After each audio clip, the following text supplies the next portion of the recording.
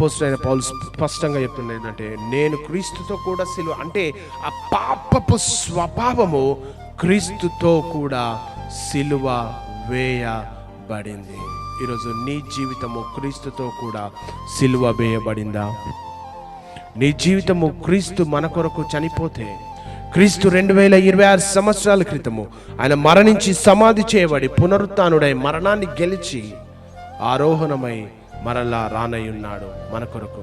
మనము సిద్ధమేనా? ఇంకా మనలో లోకాశలు ఉన్నాయా? ఇంకా మనలో పాపపు జీవితం ఉందా? ఇంకా మనలో మరి లోక స్వభావం మనలో ఉందా? ఇంకా ఎన్ని రోజులు ఇంకా దేవునికి దూరంగా జీవిస్తాం? ఇంకా ఎన్ని రోజులు దేవునికి విరుద్ధంగా బ్రతుకుతాం? ఇంకెన్ని రోజులు దేవునికి దూరంగా జీవిస్తాం? ఇక నేను అపోస్తలుడైన పౌలు, ఇక నేను జీవించుట లేదు, ఇక నేను జీవించుట లేదు.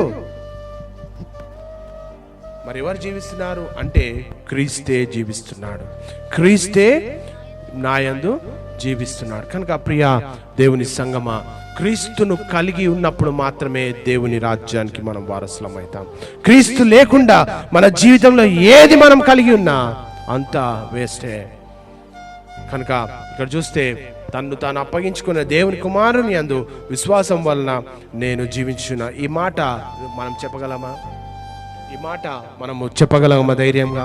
ఎంతమంది చెప్పగలుగుతారు ఈ మాట? నేను క్రీస్తు ద్వారానే జీవిస్తున్నా, చెప్పగలమా? ఇది ప్రశ్న.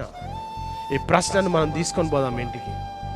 ఈ ప్రశ్నను మనతో పాటు ఇంటికి తీసుకొని పోయి ఆలోచన చేస్తాం. నేను అపోస్తలుడైన పౌలు చూడండి ఇక్కడ ఎంత ధైర్యంగా చెప్తా, నేను క్రీస్తుతో కూడా సిలువ వేయబడిన. మనం వేయబడి ఉన్నామా?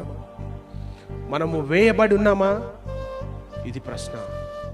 మనం క్రీస్తుతో కూడా సిలువ వేయబడి ఉన్నామా ప్రియ దేవుని సంగమా? ఒకవేళ వేస్తే ఆయనలో ఉన్నటువంటి స్వభావము, ఆ పరిశుద్ధమైనటువంటి స్వభావం అయితేనేమి, ఆ నీతివంతమైనటువంటి స్వభావం అయితేనేమి, ఆ యథార్థవంతమైన స్వభావం అయితేనేమి, ఆ పరిశుద్ధమైనటువంటి స్వభావం అయితేనేమి, అవన్నీ కూడా మనలో కనబడతాయి. ఈరోజు ఏం కనబడుతుంది మనలో?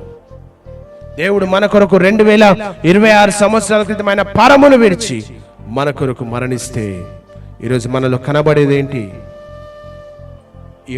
ఈ ప్రశ్నను మనతో పాటు మనం తీసుకొని పోయి ఆలోచన చేద్దాం. కనుక దేవుని యొక్క లేఖన భాగాలు చెప్తా ఉంది ఏంటంటే, నా క్రీస్తుతో కూడా సిలువ వేయబడి ఉన్నా అంటే దేవునిలో ఉన్నటువంటి ఆ యొక్క స్వభావం అంతా కూడా అపోస్తలుడైనటువంటి పౌలు ఎంజాయ్ చేస్తున్నాడు భూమి మీద. ఈరోజు మనం దేన్ని ఎంజాయ్ చేస్తున్నాం? దేన్ని అనుభవిస్తున్నాం మనం ఈ భూమి మీద? దైవికమైనటువంటి జీవితంతో కూడా మనం నడుచుకోవాలని ఆయన